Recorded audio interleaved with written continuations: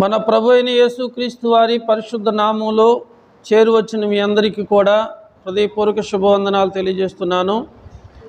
ప్రియులారా, ఈ మంచి సమయమందు దేవుడు మనందరితో కూడా మాట్లాడుతూ ఉన్నప్పుడు చాలా జాగ్రత్తగా దేవుని మాటలు ఆలకిద్దాం.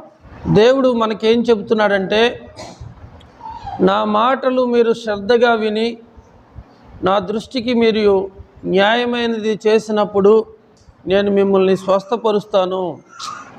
ఐగుప్తీయులకు కలుగజేసినటువంటి ఏ తెగులు కూడా నేను మీకు కలుగు చేయను అని దేవుడు చెప్పాడు. ప్రియులారా, దేవుని మాటలు వినటం ద్వారా దేవుడు మనకు ఆరోగ్యాన్ని, సంతోషాన్ని, నెమ్మదిని కూడా తప్పకుండా అనుగ్రహిస్తాడు. మంచిది. ఈరోజు ఒక వ్యక్తి గురించి నేను మీతో మాట్లాడాలనుకుంటున్నాను. ఆ వ్యక్తి పేరు ఫిలిప్. ఈ ఫిలిప్ ఎవరు? దేవుడు అతనిని ఎలాగా ఆయన పరిచర్యలో వాడుకున్నాడు, దేవుడు ఆయన ద్వారా ఎలాంటి గొప్ప కార్యాలు జరిగిస్తూ వచ్చాడు, ఈ విషయాలను కొంత సమయం మనము ధ్యానం చేసుకుందాం.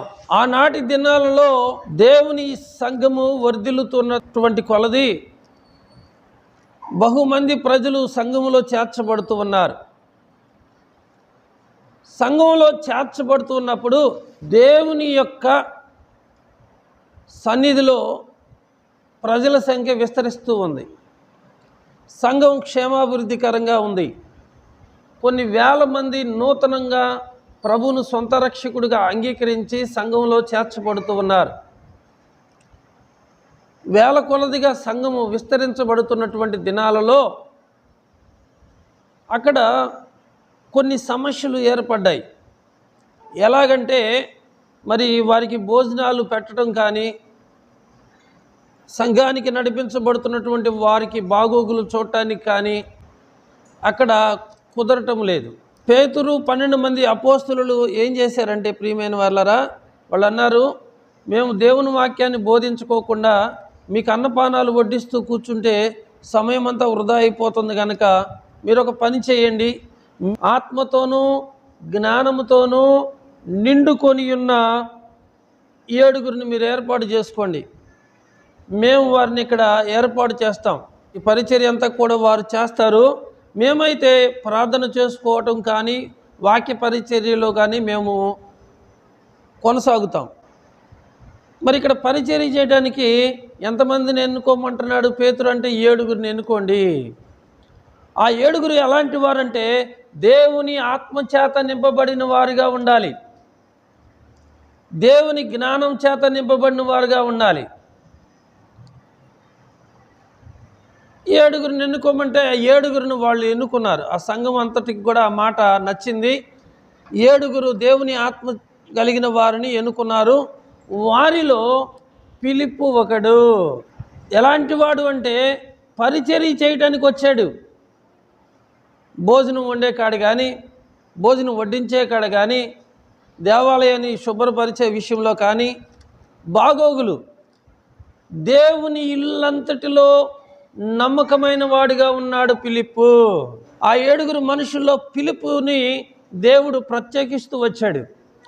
ఎలా ప్రత్యేకిస్తూ వచ్చాడంటే, ఫిలిప్పుకు దేవుడు అప్పగించినటువంటి పనిని శక్తి లోపం లేకుండా చేస్తూ ఉన్నాడు. దేవుడు మనకి ఏది చెప్తాడో ఆ పని మనం సక్రమంగా చేయాలి. ఫిలిప్పు చేశాడు, బహుగా ఆశీర్వదించబడ్డాడు. ఆయన ఎలాంటి వాడు అని బైబిల్ చెబుతుందంటే, ఆయన ఆత్మతో నింపబడినవాడు, దేవుని జ్ఞానంతో నింపబడినవాడు, దేవుని పరిచర్య అంతట్లో చాలా తెలివిగా మెలకువగా నడుచుకునేవాడు. ఎవరితో ఎలా మాట్లాడాలో, ఎప్పుడు ఏం చేయాలో అంతా కూడా దేవుని మీద ఆధారపడుతూ ఆ పరిచర్య, ఆయనకి అప్పగింపబడినటువంటి పరిచర్యను కొనసాగిస్తూ ఉన్నాడు.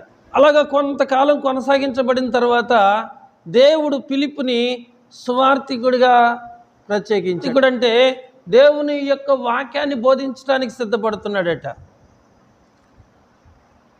దేవుని సన్నిధికి మనము నడిపించబడుతున్నాము అంటే మనం దేవుని సన్నిధిలో కూడా అభివృద్ధి చెందాలి, ఎదగాలి, పాటలు పాడాలి, ప్రార్థన చేయాలి, వాక్యం చదవాలి, పరిచర్య చేయాలి.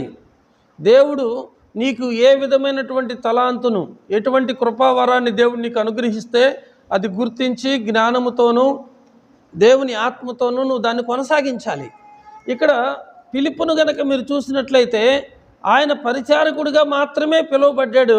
ఇప్పుడు పరిచారకుడు ఏమయ్యాడంటే సువార్థికుడు అయ్యాడు. అవసరమైతే దేవుని సేవకుడు అక్కడ లేకపోతే నిలబడి వాక్యం చెప్పగలడు, చీపురు పట్టుకుని ఓడవగలడు, దైవజనుడు లేకపోతే వాక్యం కూడా చెప్పగలడు. దాని అర్థం ఏంటంటే ఆయన దేవుని సన్నిధిలో అభివృద్ధి చెందుతూ ఉన్నాడు.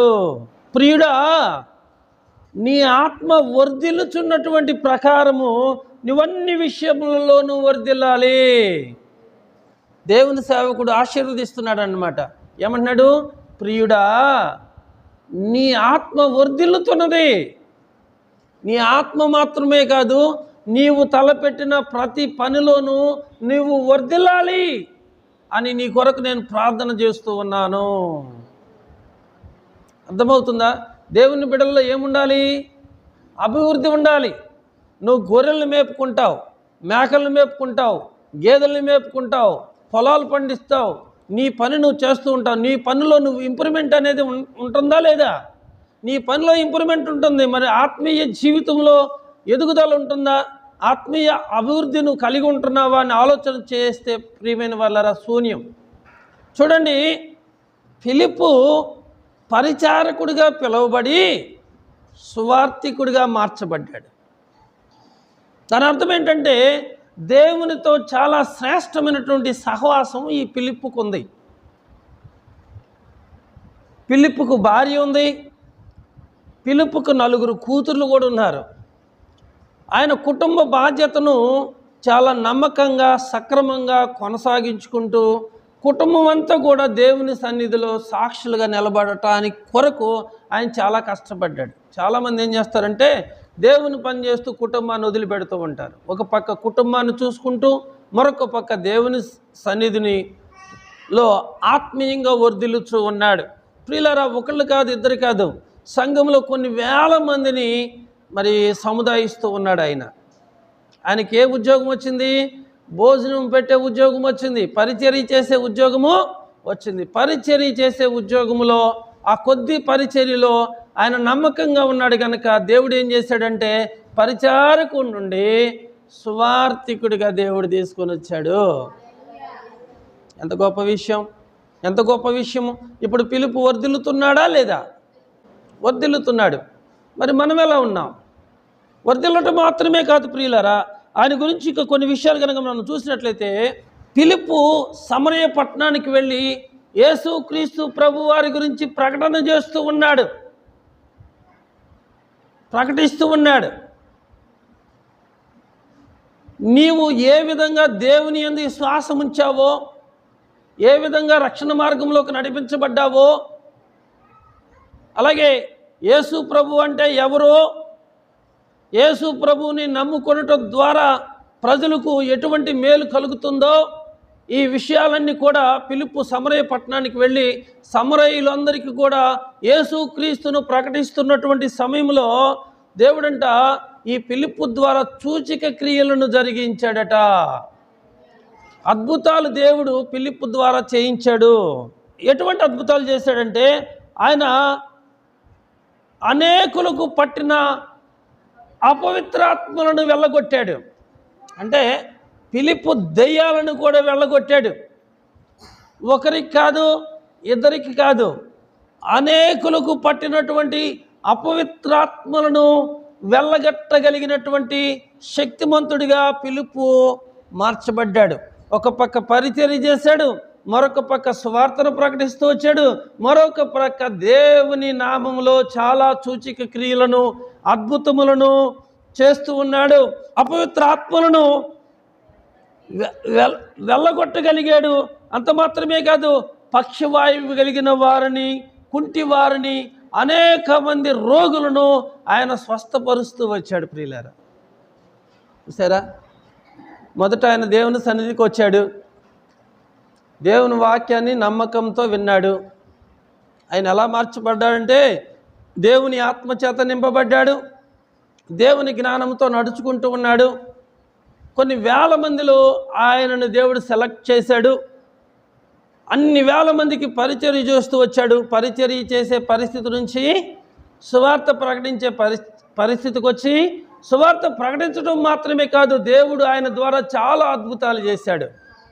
ఎటువంటి అద్భుతాలు అంటే, అపవిత్రాత్మలను బాగొట్టాడు, దయ్యాలను వెళ్ళగొట్టాడు, పక్షవాయువు కలిగిన వారిని బాగు చేశాడు, అనేక మంది రోగాలను తగ్గిస్తూ ఉన్నాడు, అద్భుతాలు చేస్తూ ఉన్నాడు. ఒక ప్రక్క దేవుని మాటలో ప్రకటిస్తున్నాడు, మరొక ప్రక్క దేవుని నామంలో అనేక విధములైనటువంటి అద్భుతాలు చేస్తూ ఉండగా మీకు అనిపించట్లేదా ఆయన ఆత్మీయంగా ఎదుగుతున్నాడు అని, ఆత్మీయంగా ఆయన బలపరచబడుతున్నాడని మీకు అనిపించట్లేదా? మీకు కూడా అలా ఉండాలని ఆలోచన ఉందా? చూడండి ప్రియులారా, మనము దేవుని సన్నిధికి వచ్చి ఏమాత్రము ఫలింపు లేని వారిగా ఉంటే ఎలాగా? దేవుని వాక్యం తెలియజేస్తుంది, మీరు మారు మనసుకు తగినటువంటి ఫలాలు ఫలించండి. మీరు దేవుని ఆత్మ చేత, దేవుని జ్ఞానం చేత ఎప్పుడైతే నింపబడతారో అప్పుడే దేవుడు ఆయన పనిలో మిమ్మల్ని వాడుకుంటూ ఉంటాడు. పిలుపును దేవుడు వాడుకున్నాడు. వాస్తవానికి అంతకుముందు 12 మంది శిష్యులు సువార్తను ప్రకటిస్తూ ఉంటే వాళ్ళు ఏం చేశారంటే, ఈయనను పరిచారకుడిగా పిలిస్తే ఈయన సువార్తికుడిగా మారాడు. దేవుని నామంలో చాలా అద్భుతాలు చేస్తూ అనేకులను యేసు ప్రభు వారి వైపు మళ్లించడానికి ఒక బలమైన పాత్రగా ఫిలిప్పు ఉంటూ వచ్చాడు. ఫిలిప్పు మాటలు విన్న వారందరూ కూడా యేసుక్రీస్తు నామంలో బాప్తిసం పొందుతూ వచ్చారు. అనేకులకు బాప్తిసము ఇచ్చే శక్తి ఫిలిప్పు పొందుకున్నాడు. ప్రియులారా, మేము కైసరైనకు వచ్చినప్పుడు 7గురిలో ఒకడైనటువంటి ఫిలిప్పు ఇంటికి మేము వచ్చాం. అతనికి కన్నికలుగా ఉన్నటువంటి 4 కుమార్తెలు అతనికి ఉన్నారు. వీరు ప్రవచించేవారు. కన్యకలుగా ఉన్నటువంటి 4 కుమార్తెలు అతనికి ఉండిరి. వారు ఏం చేసేవాళ్ళంట? ప్రార్థన చేసేవాళ్ళు కాదు, ప్రవచించేవారు. అంటే ప్రార్థన చేసే స్టేజ్ నుంచి ప్రవచించే స్టేజ్కి వచ్చారు వాళ్ళు. ఫిలిప్పు ఎలాగైతే ఆత్మీయ విషయంలో, ఆత్మీయ జీవితంలో వర్ధిల్లుతున్నాడో, ఫిలిప్పు బిడ్డలు కూడా దేవునిలో వర్ధిల్లుతూ ఉన్నారు.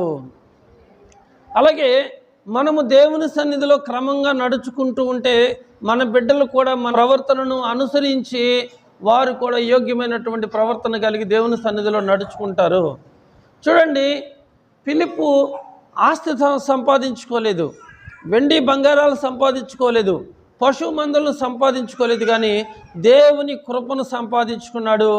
తన కుటుంబంలో తన బిడ్డలకు కూడా దేవుని కృపను సంపాదించి పెట్టాడు అన్నమాట. కన్యకలు, ఇక వారికి పెళ్లి కూడా ఆయన చేయలా, దేవుని కొరకు వదిలిపెట్టాడు. ఇక అలాగా వారు ప్రవచిస్తూ ఉన్నారు. వారు పౌలు గారి గురించి కూడా ప్రవచనం చెప్పారు. అంటే దేవుని యొక్క ఆలోచనలు ఎదుటి వ్యక్తికి చెప్పడం. అందుకని దేవుని వాక్యం తెలియజేస్తుంది, సంఘ క్షేమాభివృద్ధి కొరకు మీరు ప్రవచన వరం కోరుకోండి. ప్రవచన వరం ఎలా ఉంటుందంటే, నా మనసులో నేను ఏమనుకుంటున్నానో దేవుడు నాకు తెలియచేయటం, నీ మనసులో నువ్వేమనుకుంటున్నావో అది దేవుడు నీకు తెలియచేయటం మాత్రమే కాదు, భవిష్యత్తులో నీకేం జరగబోతుందో కూడా ముందుగా చెప్పటం. భవిష్యత్తులో నీకు ఏం జరగబోతుందో చెప్పటం. ఎందుకంటే ఆత్మ ద్వారా అవన్నీ దేవుడు మనకు తేటపరుస్తూ ఉన్నాడు. ఆత్మ ద్వారా ప్రతి విషయము, దేవుని మర్మాలను కూడా మనము గ్రహించగలుగుతాం. ప్రియులారా, చూడండి, ఫిలిప్పును చూసినా, ఫిలిప్పు కుటుంబాన్ని చూసినా, ఫిలిప్పు బిడ్డలను చూసినా ఎంతో ఆత్మ సంబంధమైన వారిగా మనకు కనబడతారు. చూడండి, మేము కైసరయలోకి వెళ్ళి అక్కడ మేము 7 దినములు ఉంటిమి. అంటే ఫిలిప్పు ఇంట్లో 7 రోజులు ఉన్నారట. ఫిలిప్పు గృహం ఎలాంటిదంటే దైవజనుల్ని చేర్చుకునే గృహం, దైవజనులకు ఆతిథ్యం ఇచ్చే గృహం, దైవజనుల్ని ఆదరించే గృహం, దేవుని భక్తి కలిగినటువంటి గృహం. దేవుడు కోరుకున్న మనుషుడు ఫిలిప్పు పరిచర్య చేయటం మాత్రమే కాదు, సువార్త పని చేస్తూ ఉన్నాడు. సువార్త పనితో పాటు కూడా దేవుని నామంలో చాలా అద్భుతాలు చేస్తూ ఉన్నాడు. ఈ విధంగా చూసినట్లయితే ఆయన వర్ధిల్లుతూ ఉన్నాడు ఆత్మీయంగా. అన్ని విషయాల్లో కూడా వర్ధిల్లుతూ ఉన్నాడు. మనం కూడా దేవుని సన్నిధిలో మరి నెలలు, సంవత్సరాలు జరిగిపోతున్నా ఏమాత్రము ఎదుగు బొదుగు లేని వారిగా మనం ఉంటే మనం ఎలా వర్ధిల్లుతాం? ఆత్మీయంగా మనం ఎలా ఆశీర్వదించబడతాం? అందుకని అపోస్తలుడైన పౌలు గారు ఒక సందర్భంలో అంటాడు, మా బాహ్య పురుషుడు కృషించిపోతున్నా కూడా మా ఆంతర్య పురుషుడు దినదినము నూతనపరచబడుతున్నాడు. అంటే మా శరీరం కృషించిపోతుంది కానీ మా ఆత్మ మాత్రము దినదినము అభివృద్ధి చెందుతూ ఉంది. పౌలు గారు అంటున్నాడు, మా శరీరం కృషించినా మాకు బాధ లేదు. ఎందుకంటే ఈ శరీరాన్ని తీసుకెళ్ళి పెట్టేది భూమిలోనే, మట్టిలోనే. కానీ ఆత్మ ఎక్కడికి వెళ్ళింది? దేవుని దగ్గరికి వెళ్ళింది. ఆత్మ దేవుని సన్నిధికి చేర్చబడింది కనుక మనం ఆత్మీయ జీవితంలో బలవంతులముగా ఉండాలి. దేవుడు ఆయన్ని బహుబలంగా వాడుకుంటున్నప్పుడు ఆయన జీవితంలో ఒక అద్భుతం జరిగింది. ఆ అద్భుతం గురించి దేవుడు మనతో మాట్లాడబోతున్నాడు. ఇప్పుడు దాకా చెప్పింది ఏంటి అంటే, దేవుడు ఆయన్ని పిలిచాడు, పరిచారకుడిగా వాడుకున్నాడు, దేవుడు ఆయనకు అప్పగించిన పనిని నమ్మకంగా చేశాడు. తర్వాత స్వార్థ పనికి వచ్చాడు. స్వార్థ పనికి వచ్చి యేసుక్రీస్తును ప్రకటిస్తూ వచ్చాడు. ఎక్కడ ప్రకటిస్తూ వచ్చాడు అంటే అన్ని జనుల్లో, సమరయుల మధ్యలో ప్రకటిస్తూ అనేక అద్భుతాలు చేస్తూ వచ్చాడు, వర్ధిల్లుతూ వచ్చాడు. అంతవరకు ఓకే. తర్వాత చూస్తే ఆయన కుటుంబం కూడా చాలా ఆశీర్వాదకరంగా ఉంది. ఆయన బిడ్డలు, సహజంగా ప్రతి తల్లిదండ్రులు ఏం ఆలోచిస్తాడంటే, నా పిల్లలకి పెళ్ళిడు వస్తుంది, మంచి సంబంధాలు చూసి చేయాలి. మంచిదే, మంచి సంబంధాలు చూసి పిల్లలకు పెళ్ళిళ్ళు చేయాలి. బైబిల్ ఏం చెబుతుందో ఒకసారి చూద్దామా? అయితే ఒకని కుమార్తెకు ఈడు మించిన ఎడల, ఆమెకి వివాహం చేయవలసి వచ్చిన ఎడల, ఆమెకు వివాహం చేయకపోవుట యోగ్యమైనది కాదని ఒకడు తలంచిన ఎడల అతడు తన ఇష్టం చొప్పున పెళ్లి చేయవచ్చును. కూతురు కాబట్టి నచ్చిన వానికి ఇచ్చి పెళ్ళి చేయవచ్చును. అందులో పాపమేమీ లేదు. కూతురికి కొడుక్కి పెళ్లి చేయడం పాపమేమీ లేదు. ఆమె పెళ్లి చేసుకొనవచ్చును. ఎవడైనను తన కుమార్తెకు పెళ్లి చేయని అవసరం లేకయుండి అతడు స్థిరచిత్తుడును తన ఇష్టం ప్రకారము జరప శక్తి గలవాడినై ఆమెను వివాహము లేకుండా ఉంచవాలని తన మనసులో నిశ్చయించుకునేలా బాగుగా ప్రవర్తించుచున్నాడు. ఏమనుకున్నాడు? నా కూతురికి నేను పెళ్లి చేయను, ఎవరేమనుకున్నా నాకు బాధ లేదు, నా కూతురిని నేను దేవుని కొరకే పెంచాలి, దేవుని కృపచేత నింపబడాలి, ఆమెకి ఇక దేవుని సన్నిధిలోనే ఆమె ఎదగాలి, ఇంకా ఆమెకి పెళ్లి చెయ్యను అని తన మనసులో నిశ్చయించుకున్నట్లా అతడి గురించి దేవుడు ఏమని చెబుతున్నాడంటే, కాబట్టి తన కుమార్తెకు పెళ్లి చేయువాడు బాగుగా ప్రవర్తించుతున్నాడు, పెళ్లి చేయనివాడు మరీ బాగుగా ప్రవర్తిస్తున్నాడు. పెళ్లి చేసేవాడు బాగానే ప్రవర్తిస్తున్నాడు, పెళ్లి చేయనివాడు కూడా మరీ బాగుగా ప్రవర్తిస్తున్నాడు. ఒక పక్క వెండి కానీ, బంగారం కానీ, ఆస్తులు కానీ, అంతస్తులు కానీ, ప్రాపర్టీస్ కానీ పిల్లలకు సంపాదించలేదు. ఆయన దేవుణ్ణి సంపాదించాడు. వాళ్ళ కోసం దేవుణ్ణి మీదే ఆశ పెట్టుకుంటూ పిల్లలకు కూడా ప్రార్థన చేయటం, పాటలు పాడటం, వాక్యం చదవటం, దేవుని సన్నిధిలో నలగగొట్టబడటం చిన్నప్పటి నుంచి కూడా పిల్లలకి నేర్పాడంటే ఆ తండ్రి బాగుగా ప్రవర్తించే తండ్రి. ఏమన్నాడు? పెళ్లి చేసేవాడు బాగా ప్రవర్తిస్తున్నాడు, పెళ్లి చేయకుండా దేవుని కొరకు పెంచేవాడు మరీ బాగుగా ప్రవర్తిస్తూ ఉన్నాడు. నిజంగా సమర్పణ అనేది ఎలా ఉండాలో తెలుసా? ఫిలిప్పు దేని గురించి ఆయన చేయలేడా? పిల్లలకు పెళ్ళిళ్ళు చేయలేడా? చేయగలడు. ఎందుకు చేయలేదు? దేవుని కోసం చేయలే. వాళ్ళు ప్రవచనం చెప్పేవాళ్ళట దేవుని సన్నిధిలో. ఫిలిప్పు కూతురులాగా మనము మన పిల్లల్ని పెంచాలి, ఫిలిప్పులాగా మనం దేవుని సన్నిధిలో అన్ని విషయంలోనూ వర్ధిల్లాలి. ఫిలిప్పు దేవుడు వాడుకున్న ఒక బలమైనటువంటి పాత్ర. ఆయన పరిచారకుడిగా వచ్చాడు, సువార్థికుడిగా మారాడు, యేసుక్రీస్తును ప్రకటించాడు, యేసుక్రీస్తు నామములో చాలా అద్భుతాలు చేస్తూ వచ్చాడు. నిజంగా అనేకులకు కొన్ని వందల కొలది, వేల కొలదిగా అనేకులకు బాప్తిస్మం ఇవ్వటానికి ఫిలిప్పు కారణమయ్యాడు. సో ఫిలిప్పును చూసి దేవుడు చాలా సంతోషించాడు. అలాగే మనం కూడా దేవుని సన్నిధిలో అభివృద్ధి పరచబడాలి.